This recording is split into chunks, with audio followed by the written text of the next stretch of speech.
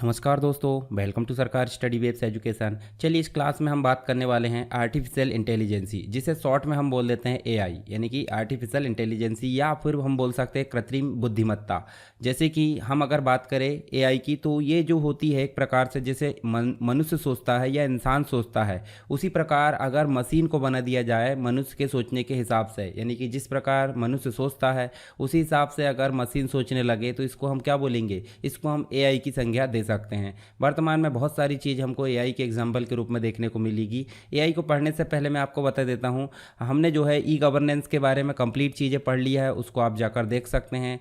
Second, हमने जो है ई कॉमर्स के बारे में हमने कंप्लीट चीज़ें देख ली है। साथ ही हमने जो है एक वायरलेस कम्युनिकेशन के बारे में भी सारी चीज़ें यहाँ पर देख ली है, उनको आप जाकर देख सकते हैं प्ले लिस्ट में। यहाँ पर हम जो शुरू करेंगे एआई के बारे में हम बहुत सारी चीज़ जानेंगे। सबसे पहले तो एआई होता क्या है और विस्तार से जानेंगे। एआई की जो एग्जाम्पल्स है, उसकी हिस्ट्री है, उसका विकास कैसे हुआ, सारी चीज़ें हम यहाँ पे देखने वाले हैं। उसके बाद एआई के अंतर्गत एक और चीज़ देखने को मिलती है एक्सपर्ट सिस्टम, जिसे हम शॉर्ट में ईएस या फिर विशेषज्ञ प्रणाली हम बोल सकते हैं, तो उसको भी हम जानेंगे एक एक करके। तो चलिए शुरू करते हैं यहाँ पे एआई क्या होता है। तो एआई हम सिंपल अगर देखें तो एआई जो है कंप्यूटर साइंस की एक ब्रांच है, यानी कि कंप्यूटर साइंस की एक शाखा है, जिसके अंतर्गत मशीन को ऐसा बनाना, यानी कि मशीन को इस हद तक कैपेबल बनाना ताकि वो मानव बुद्धि से जुड़े सारे काम वो खुद कर सके, यानी कि मशीन को इस हिसाब से कैपेबल या इस हिसाब से सक्षम बनाना ताकि वो मानव बुद्धि से जुड़े सारे काम कर सके। कैसे? देखिए, मानव जो है देखकर काम कर लेता है, यानी कि किसी के काम करने को देखेगा और खुद भी काम कर लेगा। उसी प्रकार हमारे जो है मशीन काम करेगी। ये किसके अंतर्गत आ जाएगा? एआई के अंतर्गत। इसके अलावा बोली जाने वाली और लिखी जाने वाली जो भाषा है उसको समझना, जैसे मनुष्य समझ लेता है उसी प्रकार मशीन को समझना है, साथ ही उसका ट्रांसलेशन भी करना है। तो वर्तमान समय में बहुत सारे एग्जाम्पल आपको देखने को मिलेंगे इसी से रिलेटेड, आगे हम बात करेंगे उनकी। डेटा का विश्लेषण करना, डेटा को एनालिसिस करना, जिस प्रकार मनुष्य की क्षमता होती है उसी प्रकार जो होती है मशीन की क्षमता यहाँ बनाने को देखी जा रही है। रिकमेंड करना, यानी कि सिफारिश करना किसी चीज़ को लेकर। साथ ही हम अगर बात करें तो तर्क से संबंधित कार्य करना, यानी कि हम सिंपल अगर बोले तो लॉजिक से रिलेटेड काम करना।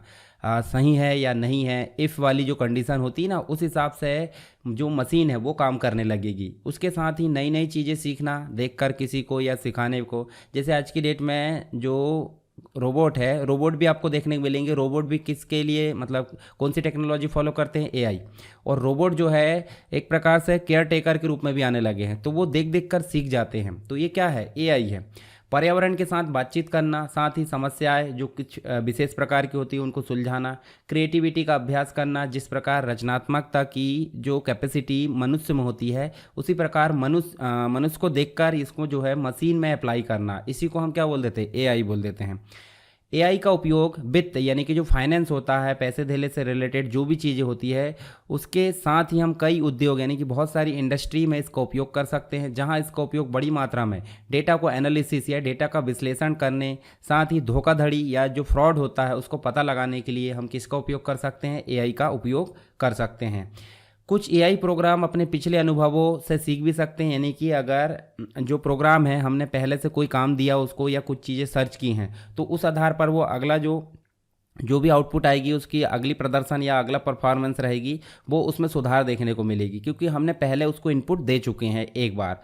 इसके साथ ही हम अगर बात करें, जब हम किसी कंप्यूटर को इस तरह तैयार करते हैं कि वह मनुष्य की बुद्धिमत्ता या मनुष्य की इंटेलिजेंस की तरह ही कार्य कर सके, तो उसी को हम क्या बोल देते हैं? यहाँ पे एआई बोल देते हैं। अर्थात जब हम किसी मशीन में इस तरह के प्रोग्राम सेट करते हैं कि वह मनुष्य के अनुसार या मनुष्य के जैसे ही कार्य कर सके, तो उसको हम बोलेंगे एआई। तो एआई तो आपको समझ गए होंगे। एआई अर्थात सिंपल एक लाइन में अगर बोलें तो मशीन को, जो मशीन होती है उसको इस प्रकार कैपेबल बनाना कि वो मनुष्य के हिसाब से या मनुष्य के अनुसार काम कर सके या मनुष्य के जैसे ही काम कर सके, तो उसे हम क्या बोलेंगे? एआई बोलेंगे। तो चलिए आगे देख लेते हैं। इसके बहुत सारे एग्जाम्पल हमको देखने को मिलेंगे। उसके पहले मैं बता दूं आपको, जो जॉन मैकार्थी नाम के पर्सन थे, इन्होंने सबसे पहले एआई शब्द को, मतलब एआई जो है, ये जो आर्टिफिशियल इंटेलिजेंसी हम बोल रहे हैं, इसके पिता के रूप में किसे जानते हैं? हम जॉन मैकार्थी को जानते हैं। बुद्धिमान मशीनों, मतलब इन्होंने क्या बोला है? जॉन मैकार्थी ने क्या बोला है? बुद्धिमान मशीनों, यानी कि जिस प्रकार इंसान बुद्धिमान होता है उसी प्रकार बुद्धिमान मशीनों जो होती है विशेष रूप से बुद्धिमान कंप्यूटर प्रोग्राम बनाने का जो विज्ञान है या इंजीनियरिंग, इसी को हम क्या बोल देते हैं, एआई। तो ये किसने बोला है, जॉन मैकार्थी ने। जॉन मैकार्थी के अनुसार ये परिभाषा है एआई की, इसको आप थोड़ा सा ध्यान रख सकते हैं। एआई जो है कंप्यूटर बनाने का एक तरीका है, एक कंप्यूटर नियंत्रित रोबोट जो इंसान जैसा होता है, मशीन, एक सॉफ्टवेयर बुद्धिमानी, मतलब जो बुद्धिमानी या कृत्रिम बुद्धिमत्ता के हिसाब से वो सोचता है, ठीक उसी तरह जिस प्रकार मनुष्य सोचता है, मतलब मनुष्य जैसा सोचता है वैसे अगर सॉफ्टवेयर या प्रोग्राम के द्वारा सोचने लगे तो वो क्या कहलाता है, एआई की श्रेणी में उसे शामिल कर लेते हैं। एआई का अध्ययन इस बात से किया जाता है कि मानव मस्तिष्क कैसे सोचता है, मनुष्य कैसे किसी समस्या को हल करता है और उसको सीखने की कोशिश करता है, निर्णय लेता है, काम करता है। ये सारी चीज़ें जो मनुष्य की प्रक्रियाएं होती है उसको एक मशीन में अप्लाई करना क्या कहलाता है, एआई कहलाता है। मतलब उसका अध्ययन ही हम बोल सकते हैं एआई में शामिल करेंगे। एआई के लक्ष्य क्या है, मतलब एआई जो है अगर इसकी बात करें तो एआई का जो प्राथमिक लक्ष्य है मशीनों में मानव बुद्धि, मानव जैसी जो बुद्धिमत्ता है या मानव जैसी इंटेलिजेंस है उसको अप्लाई करना इसका प्रमुख लक्ष्य है, ताकि हमको कम से कम, जैसे मनुष्यों की बहुत सारी ज़रूरत होती है काम करने के लिए, तो हमको मशीनों के द्वारा ज़्यादा से ज़्यादा हम काम करा सकें, इसके लिए इसका जो प्रमुख लक्ष्य माना जाता है। जटिल से जटिल जो कार्य होते हैं जो मनुष्य करता है, निर्णय लेता है, इन सभी कार्यों को मशीन करने लगेगी कब, जब एआई अप्लाई हो जाएगा। ठीक है, एआई के उद्देश्यों में जो है मुख्य रूप से बहुत सारी चीज़ें शामिल है, जिसमें सबसे पहला हम देखें तो कोई भी प्रॉब्लम के सॉल्यूशन और डिसीजन लेने, यानी कि समस्या का समाधान और निर्णय लेना, इसकी जो है पहला प्रमुख लक्ष्य माना जाता है।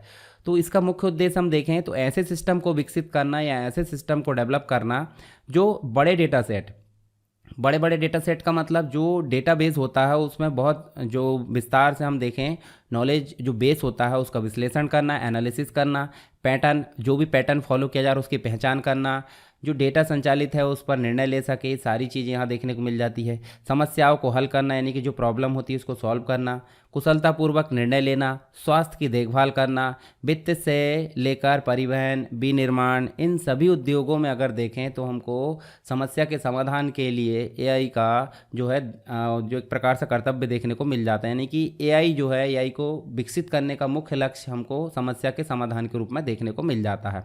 जैसे एक पेशेंट है, पेशेंट की देखभाल करने के लिए देखिए एक रोबोट बना दिया। रोबोट के अंदर क्या है, रोबोट एक कंप्यूटर प्रोग्राम है, एक मशीन है जिसके अंतर्गत एआई से परिपूर्ण एक कंप्यूटर प्रोग्राम उसमें इंस्टॉल किया गया है। तो क्या करेगा वो, उसमें जो है मानव की बहुत सहायता करेगा।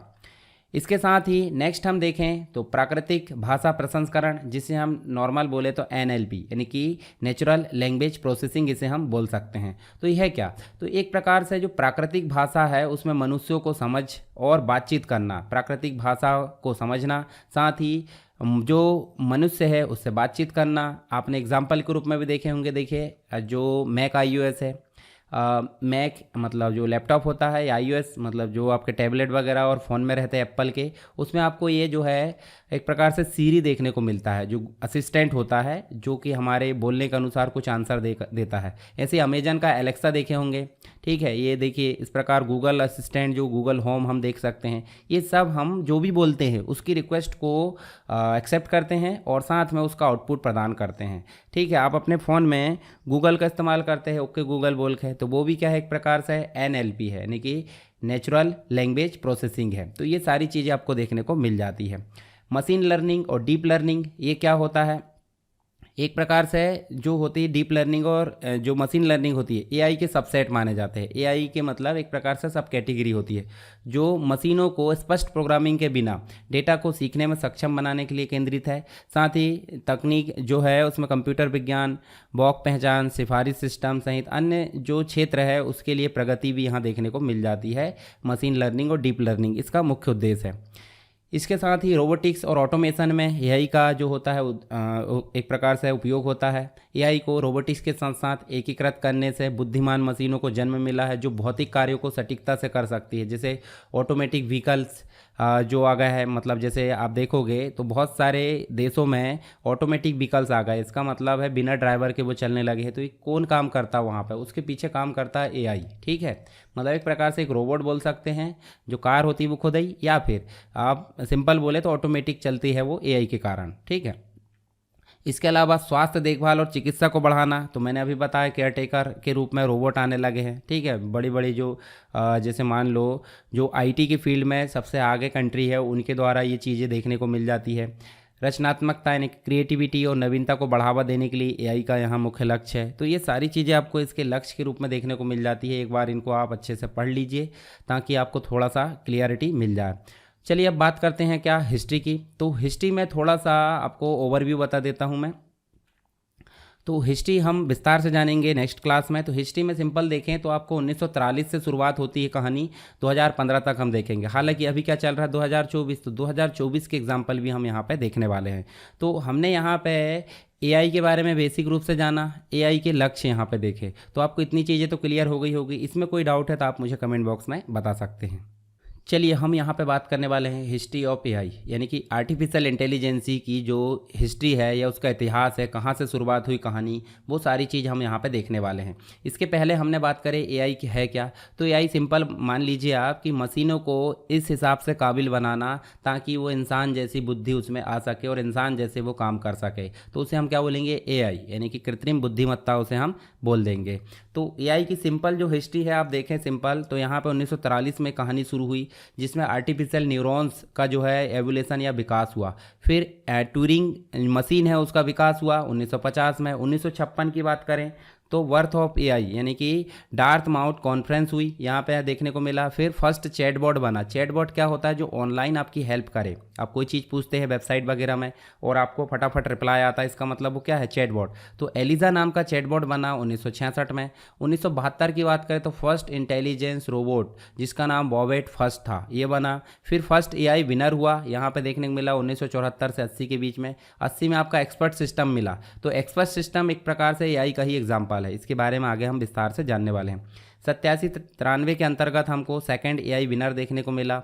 इसके साथ ही आप देखें तो 1997 में आपको IBM Deep Blue first computer to beat world chess champion के लिए यहाँ पे एआई प्रोग्राम देखने को मिला। 2002 में आपको एआई इन होम यानी कि रूम्बा नाम से देखने को मिला। 2011 में आपको IBM वॉटसन बिन्स क्विज आपको देखने को मिला। 2012 में आपको गूगल नाउ देखने को मिला। 2014 में चैटबॉट एगेंस्ट जो है घोस्टमैन, आप देख सकते हैं यहाँ पे ट्यूरिंग टेस्ट देखने को मिला। 2015 में आपको अमेजन इको देखने को मिला। इसके अलावा भी 2024 तक की कहानी है, उनको हम एक एक करके यहाँ पे जानते हैं। तो सबसे पहले यहाँ देखिए एआई का जो इतिहास है काफ़ी बड़ा है, वो तो आपने देख लिया 1943 से कहानी शुरू हुई है, तो ये काफ़ी बड़ा देखने को मिलता है। कई दशकों में फैला भी है। कई दशक का मतलब 10-10 साल का जो ड्यूरेशन होता है उसे हम बोल देते हैं दशक, जिसमें महत्वपूर्ण बहुत सारी प्रोग्रेस देखने को मिली। तो इन सभी को अगर आधार माने तो हम एक एक करके सबसे पहले बात कर लेते हैं 1950 का दशक में इसका फाउंडेशन मतलब इसका आधार हम बोल सकते हैं नींव रखी गई। क्या रखी गई, नींव रखी गई। तो कृत्रिम बुद्धिमत्ता शब्द को जॉन मैकार्थी ने 1956 में डार्थमाउथ कॉलेज में आयोजित एक सम्मेलन में किया था। मैंने डार्थमाउथ कॉन्फ्रेंस बताया था आपको पीछे। और Alan Turing, Marvin Minsky, Herbert Simon और अन्य जो प्रारंभिक उन्नति है, जो प्रोग्रेस हुई है, उसके लिए बुद्धिमत्ता अनुसंधान में नेतृत्व किया गया। इसके बाद 1950 से 60 का जो दशक था वो प्रारंभिक अवस्था थी एआई प्रोग्राम्स की। तो प्रारंभिक एआई प्रोग्राम्स विशेष समस्याओं को हल करने के लिए विकसित किए गए। मतलब आज की डेट में अगर देखें तो हर एक समस्या को एआई प्रोग्राम हल कर दे रहे हैं, परंतु जब शुरुआत इसकी हुई थी तो कुछ विशेष समस्याओं के लिए इसकी शुरुआत हुई थी। जैसे कि शतरंज खेलने के लिए इसका उपयोग किया गया था। लॉजिक बेस्ड सिस्टम को यहाँ पे जो था लॉजिक बेस्ड सिस्टम जो कुछ तार्किक गणनाएं करता था, उसके लिए एआई प्रोग्राम यहाँ पे जनरेट हुआ था या बनाया गया था। 1956 में न्यूल और साइमन द्वारा लॉजिक थ्योरिस्ट और गणितीय सिद्धांत को प्रमाणित करने के लिए प्रारंभिक एआई प्रोग्राम जो है आपको डेवलप करने देखने को मिला। इसके बाद सिंबॉलिक एआई देखने को मिला 1960 से 70 के दशक में। सिंबॉलिक एआई को मुख्य रूप से गुड ओल्ड फैशन्ड एआई मतलब GOFAI के नाम से इसे जाना जाता है। स्ट्रक्चर्ड सिंबॉलिक रूप में ज्ञान का प्रतिनिधित्व करने और सिंबल्स को संचालित करने के लिए नियमों यानी कि जो रूल्स होते हैं उसका उपयोग करने पर ध्यान केंद्रित थी। फिर देखिए इसी अवधि में आपको एक्सपर्ट सिस्टम देखने को मिला। एक्सपर्ट सिस्टम से मतलब विशेषज्ञ सिस्टम या विशेषज्ञ प्रणाली, आगे बात करेंगे विस्तार से। देखिए एक्सपर्ट सिस्टम में आपको माइसिन देखने को मिला। माइसिन का मुख्य काम बैक्टीरियल संक्रमणों का निदान करने मतलब डायग्नोस करने के लिए इसका उपयोग किया गया माइसिन। और ये किसका एग्जाम्पल था, एक्सपर्ट सिस्टम का। और एक्सपर्ट सिस्टम क्या है, एक प्रकार का एआई प्रोग्राम है। फिर एक मिला डेंड्रियल क्या है, रासायनिक विश्लेषण के लिए इसका उपयोग किया गया था।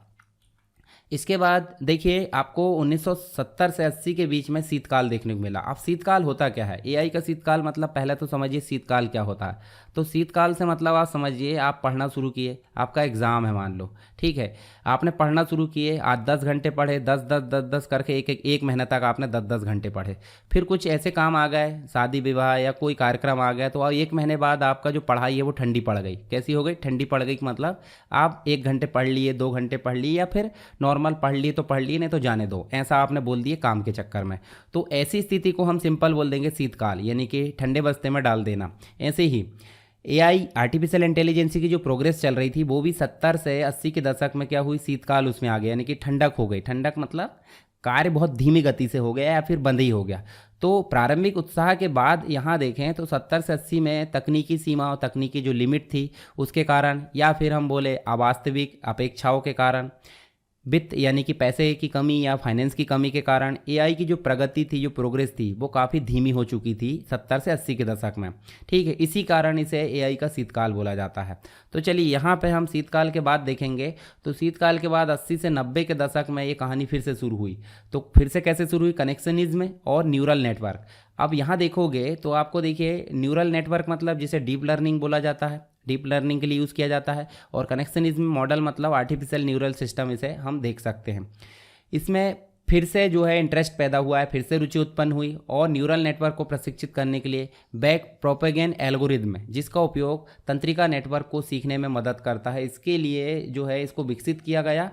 बैक प्रोपेगेन एल्गोरिदम का जो है एक पर्यवेक्षित शिक्षण एल्गोरिदम है जो तंत्रिका नेटवर्क मॉडल को प्रशिक्षित करता है। इसका उपयोग मशीन लर्निंग, डेटा माइनिंग में भविष्यवाणियों के लिए सटीकता में सुधार करने के लिए किया गया। आगे देखें तो जॉफ्री हिंटन, यान लेकन और एशुआ बेंगियो, ये जो है अनुसंधानकर्ता थे यानी रिसर्चर थे। इन्होंने गहरे लर्निंग के क्षेत्र में महत्वपूर्ण योगदान दिया, ठीक है। ये 80 से 90 यानी शीतकाल के जस्ट बाद की कहानी हम यहाँ पे देख रहे हैं। इसके बाद देखिए पुनरुत्थान। पुनरुत्थान का मतलब एक तो होता है उत्थान मतलब जागना, और पुनरुत्थान मतलब सोने के बाद फिर से जागना, यानी कि ठंडे हो गए, ठंडे होने के बाद फिर से एनर्जेटिक होना, क्या कहलाता है? पुनरुत्थान कहलाता है। उसके बाद आधुनिक यानी कि वर्तमान तक, 2000 से वर्तमान तक की जो एआई है उसको हम देखने वाले हैं। तो 21वीं सदी में एआई दोबारा रुचि का जो है पुनरुत्थान देखा गया। कंप्यूटिंग पावर, बिग डेटा, जिसके बारे में हम आगे जानेंगे, एल्गोरिदम के एडवांस यानी कि जो उसकी अगला वर्जन है उसको उत्पन्न किया गया, machine learning, deep learning, natural language processing जिसे हम एनएलपी बोलते हैं, कंप्यूटर विज़न, इसके अद्वितीय यानी कि यूनिक जो एक प्रकार से रिसर्च थी, प्रयोग थे, उसने virtual assistant, recommendation system, autonomous mobile, ठीक है, जो व्हीकल्स होती है, ऑटोमोबाइल्स होती है, एंड मेडिकल डायग्नोस, जो नैदानिक समस्या है उसके लिए जो सिस्टम होते हैं, इस एप्लीकेशन को यहाँ पे बनाया गया। कब? 2000 और वर्तमान के बीच में। साथ ही आप गूगल के अंतर्गत देखोगे, फेसबुक है, अमेजन है, माइक्रोसॉफ्ट है, इन कंपनियों ने भी अनुसंधान, एआई के अनुसंधान में काफ़ी ज़्यादा यहाँ पे निवेश किया, यानी कि इन्वेस्टमेंट किया, और समय के अनुसार ये इनोवेशन इसमें करते जा रही है।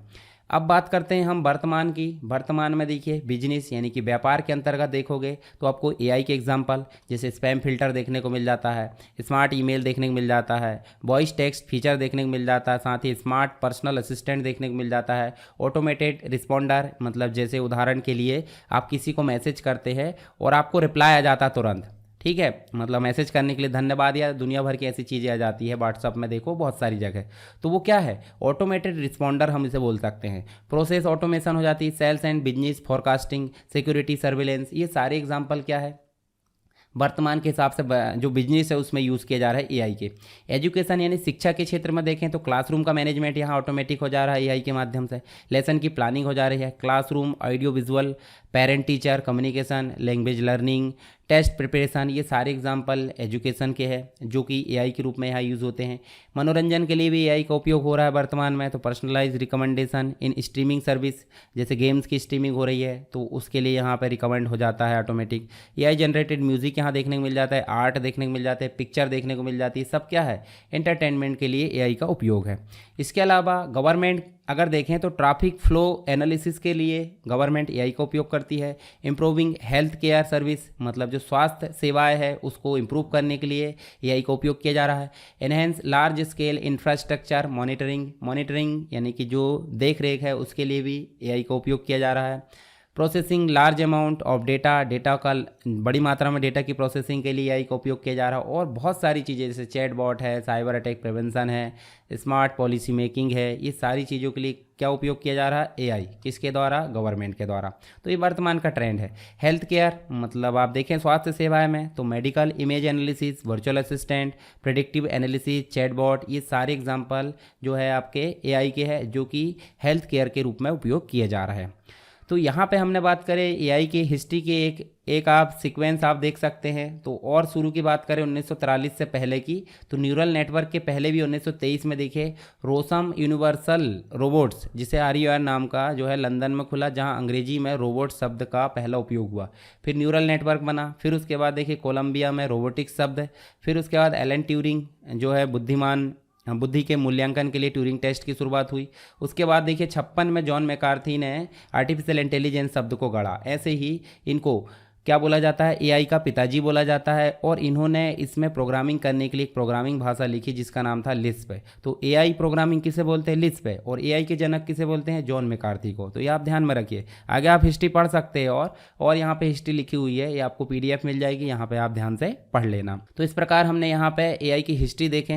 एआई की हिस्ट्री आपको समझ में आ गई होगी। फिर भी अगर कोई डाउट है तो आप मुझे कमेंट बॉक्स में बता सकते हैं। चलिए दोस्तों, यहाँ पे हम बात करने वाले किसकी? Applications of AI. एआई होता क्या है? एआई मतलब आर्टिफिशियल इंटेलिजेंसी, मतलब इस मशीनों को इस प्रकार काबिल बनाना ताकि वो इंसान जैसे काम कर सके। मतलब इंसान जैसे देखकर सीख लेता है, देखकर काम कर लेता है, तो इस प्रकार मशीन भी यहाँ पे काम करेगी, उसे हम बोल देते हैं एआई। तो ये सारी चीज़ तो हमने देख ली है। साथ ही हमने हिस्ट्री भी देखें। हिस्ट्री भी आपको पता चल गई होगी कहाँ से शुरुआत हुई है, किस प्रकार डेवलप हुआ है।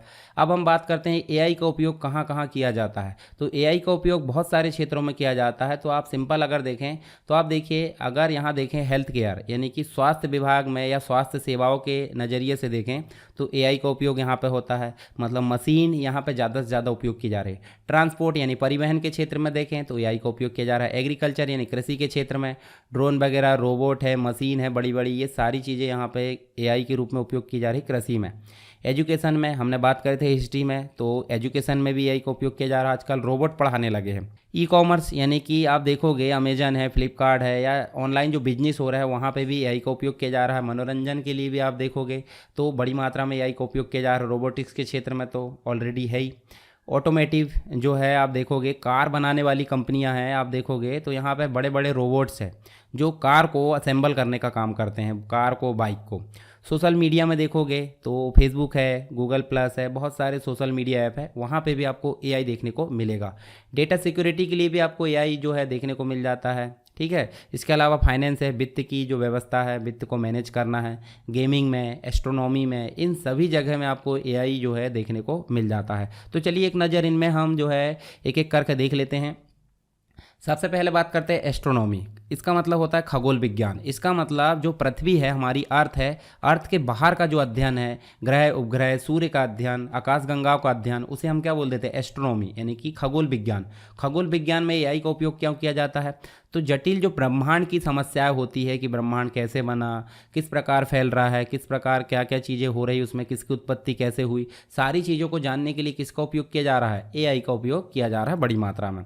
इसके अलावा हेल्थ केयर की बात करें, हेल्थ केयर मतलब स्वास्थ्य सेवाओं की, तो पिछले 5 से 10 वर्षों में एआई जो है स्वास्थ्य सेवा उद्योग के लिए बहुत ही अधिक फायदे का सौदा हुआ है और इसका उपयोग उद्योग पर महत्वपूर्ण प्रभाव पड़ने वाला है। यहाँ पे देखिए, स्वास्थ्य सेवा उद्योग मनुष्य की तुलना में बेहतर और तेज निदान करने के लिए एआई का उपयोग कर रहा है। मतलब मनुष्य से ज़्यादा एआई जो है अच्छे से उसको मैनेज कर पा रही है, अच्छे से उसकी सेवाएं दे पा रही है। एआई डॉक्टरों को निदान यानी कि जो डायग्नोस्टिक है उसमें निदान में मदद कर सकता है। यह बता सकता है कि मरीज की हालत कब बिगड़ रही है ताकि अस्पताल में भर्ती होने से पहले मरीज तक जो है चिकित्सा सहायता पहुंच सके। यानी कि लाइव जो है जो मरीज है, जो पेशेंट है, उसकी हेल्थ को यहाँ पे ट्रैक किया जा सकता है एआई के माध्यम से। इसके साथ ही गेमिंग की बात करें तो एआई का इस्तेमाल गेमिंग के लिए किया जा सकता है। एआई मशीनें शतरंज जैसी रणनीतिक खेल खेल सकती है जहां मशीन को बड़ी संख्या में संभावित स्थानों के बारे में सोचना पड़ता है। ठीक है। इसके अलावा आप देखोगे तो फाइनेंस यानी वित्त के लिए, तो जो वित्त उद्योग होते हैं, फाइनेंस जो डिपार्टमेंट होते हैं, इंडस्ट्रीज होती है, उसमें एक दूसरे के लिए सबसे अच्छा मेल है। ठीक है, एआई और वित्त उद्योग वित्तीय प्रक्रियाओं में स्वचालन यानी ऑटोमेशन, चैटबॉट, अनुकूली, बुद्धिमत्ता, एल्गोरिदम ट्रेडिंग, मशीन लर्निंग, इन सभी को लागू कर रहा है। कहाँ पे? वित्त में, यानी कि फाइनेंस में। डेटा सिक्योरिटी की अगर बात करें तो डेटा की सुरक्षा जो होती है काफ़ी इंपॉर्टेंट होती है हर एक कंपनी के लिए और हर एक व्यक्ति के लिए भी। और डिजिटल दुनिया में साइबर हमले बहुत तेज़ी से बढ़ रहा है। इन सभी को देखते हुए अगर हम बात करें एआई की, तो एआई का उपयोग डेटा सिक्योरिटी के लिए यहाँ पर बड़ी मात्रा में किया जा रहा है। AEG बॉट जो है, यानी कि चैट बॉट का ही एग्जाम्पल है। AI2 प्लेटफॉर्म जैसे कुछ उदाहरण सॉफ्टवेयर बग और साइबर हमलों को बेहतर तरीके से निर्धारित करने के लिए यहाँ उपयोग किए जाते हैं। इसके साथ ही सोशल मीडिया में एआई की बात करें तो फेसबुक है, ट्विटर है, स्नैपचैट है जैसी सोशल मीडिया साइट्स में अरबों यूज़र की प्रोफाइल यहाँ पे होती है। अब बात होती है कि सोशल मीडिया में कुशल तरीके से डेटा को स्टोर कैसे करें, उसको मैनेज कैसे करें। तो इनकी आवश्यकता के लिए यहाँ पे किसकी ज़रूरत पड़ रही है? एआई की पड़ रही है। एआई जो है भारी मात्रा में डेटा को व्यवस्थित, मैनेज और साथ ही साथ बहुत सारी यहाँ सर्विसेज प्रोवाइड करता है। एआई नवीनतम रुझान जो वर्तमान है, हैशटैग है, विभिन्न यूज़र की आवश्यकता की पहचान, इन सारे डेटा को एनालिसिस करने का काम भी कर रहा है। इसके अलावा ट्रैवल और ट्रांसपोर्ट की बात करें, मतलब परिवहन और यात्रा की बात करें तो इन उद्योगों में भी एआई की मांग बहुत ज़्यादा बढ़ रही है। एआई यात्रा से संबंधित विभिन्न कार्य करने में सक्षम है, जैसे यात्रा की व्यवस्था से लेकर ग्राहकों को होटल, फ्लाइट, सर्वोत्तम मार्ग जो है उसको रिकमेंड करना। यात्रा यानी कि जो ट्रैवल उद्योग है, एआई संचालित चैटबॉट का उपयोग कर रहे हैं ताकि समय पर जो यूज़र है उसकी रिक्वेस्ट या उसकी जो भी मतलब एक प्रकार से रिक्वायरमेंट है, सवाल है, उसका जवाब वो दे सके। ऑटोमेटिव इंडस्ट्री की अगर बात करें तो कुछ ऑटोमेटिव इंडस्ट्री है, जैसे मान लो आपको ऑटोमोबाइल्स की बात करें तो कार को असेंबल किया जाता है, उसके लिए यहाँ पर रोबोट यानी कि एआई का उपयोग किया जा रहा है। बुद्धिमान जो होते हैं यानी कि इंटेलिजेंट वर्चुअल असिस्टेंट यहाँ पर पेश किया गया है। टेस्ला ने देखिए टेस्ला बोट नाम का जो बुद्धिमान एक प्रकार से वर्चुअल असिस्टेंट यहाँ पेश किया है। और बहुत सारी चीज़ें आगे देखने को मिल जाती है। रोबोटिक्स के क्षेत्र में तो ऑलरेडी क्या है, एआई है, मतलब यहाँ पे एआई की काफ़ी अधिक भूमिका है। आमतौर पर सामान्य रोबोट को इस तरह से प्रोग्राम किया जाता है कि कुछ दोहराए जाने वाले कार्य कर सके। लेकिन अगर बात करें एआई की, तो एआई की मदद से बुद्धिमान रोबोट, आप देखे होंगे चिट्टी मूवी, मतलब रोबोट मूवी देखे होंगे, वहाँ पे जो चिट्टी होता है उसको रजनीकांत क्या कर देता है, उसमें प्रोग्रामिंग कर देता है एआई वाली, मतलब एआई उसमें लगा देता है। तो हालांकि उसका दुरुपयोग होता है परंतु एआई उसमें आ जाता है, फिर भी उसमें कॉमन सेंस नहीं होता, इमोशनलेस होता है बहुत सारी चीज़ों के लिए। इसके अलावा वो अपने पिछले जो अनुभव होते हैं, मतलब अगर रोबोटिक्स में पिछले अनुभव के लिए यहाँ प्रोग्रामिंग कर दिया जाए, पिछले अनुभव से वो अपने कार्य कर सकता है। मानव सदृश, मानव जैसे रोबोटिक्स जो होते हैं एआई के सर्वोत्तम उदाहरण हैं। एरिका और सोफिया नामक जो बुद्धिमान रोबोट है, मानव तरीके से दिखते हैं, मानव जैसे, और मानव जैसे ही व्यवहार करते हैं, ठीक है। इसके अलावा एंटरटेनमेंट यानी कि हम अगर बात करें मनोरंजन की, तो वर्तमान में दैनिक जीवन में देखें नेटफ्लिक्स है, अमेजन है, इन सभी में जो है हमको एआई आधारित एप्लीकेशंस देखने को मिल जाते हैं। इसके साथ ही आप देखोगे तो मशीन लर्निंग, एआई एल्गोरिदम की मदद से सेवाएं, जो कार्यक्रम है, जो प्रोग्राम है या शो है, उनकी सिफारिश भी करता है या दिखाता हमको। इसके अलावा एग्रीकल्चर यानी कि कृषि की बात करें तो कृषि क्षेत्र में जो है रिसोर्सेस, जो आपका लेबर होता है, श्रम होता है, धन यानी पैसे, समय की आवश्यकता होती है बहुत सारे। कृषि डिजिटल होती जा रही है वर्तमान में, और इसी के लिए कारण यहाँ पे एआई उभर रहा है। कृषि रोबोटिक्स यहाँ देखने को मिल जाते हैं। ठोस और जो फसल निगरानी है, पूर्वानुमान विश्लेषण के रूप में एआई का उपयोग किया जा रहा है। कृषि में एआई किसानों के लिए बहुत ही मददगार साबित हो रहा है। इसके साथ ही ई कॉमर्स यानी कि ऑनलाइन जो बिजनेस होता है, उस क्षेत्र में भी काफ़ी प्रतिस्पर्धा यानी कि कंपटीशन बढ़ चुका है। इस कारण यहाँ पे एआई की मांग काफ़ी ज़्यादा बढ़ते जा रही है, जिससे अपने ब्रांड को आगे बढ़ाने में लोग बाग एआई का उपयोग कर रहे हैं ज़्यादा से ज़्यादा। इसके साथ ही एजुकेशन, मतलब जैसे आप अभी पढ़ रहे हो तो एजुकेशन में एआई का उपयोग कैसे किया जा रहा है। देखिए ग्रेडिंग को ऑटोमेटिक कर दिया है। ट्विटर पढ़ाने के लिए अधिक समय मिल सकता है, मतलब ट्विटर को ये ग्रेडिंग को मैनेज नहीं करना पड़ेगा, तो ट्विटर मतलब जो पढ़ाने वाला है उसको ज़्यादा से ज़्यादा समय मिलेगा। एआई चैटबॉट एक शिक्षण सहायक के रूप में छात्रों से क्या कर सकता है, कम्युनिकेशन, मतलब छात्र अपने सवाल को पूछ सकते हैं और चैटबॉट उसका आंसर दे सकता है। भविष्य में एआई छात्रों के लिए एक व्यक्तिगत वर्चुअल ट्यूटर के रूप में काम कर सकता है, यानी कि जब आप अभी मनुष्य से पढ़ रहे हो उसी प्रकार आप आगे चलकर किससे पढ़ोगे, रोबोट या ट्यूटर से पढ़ोगे जो एआई से परिपूर्ण होगा। तो चलिए यहाँ पे हमने बात करें किसकी, एआई के एप्लीकेशंस की। आपने समझ गए होंगे एआई के जो एप्लीकेशंस है वर्तमान में बहुत सारे हैं, आप इनको एक बार पढ़ लेना, ठीक है। नोट्स में आपको और ज़्यादा क्लियरिटी मिल जाएगी। अगर कोई डाउट आता है एआई में तो आप मुझे कमेंट बॉक्स में बता सकते हैं।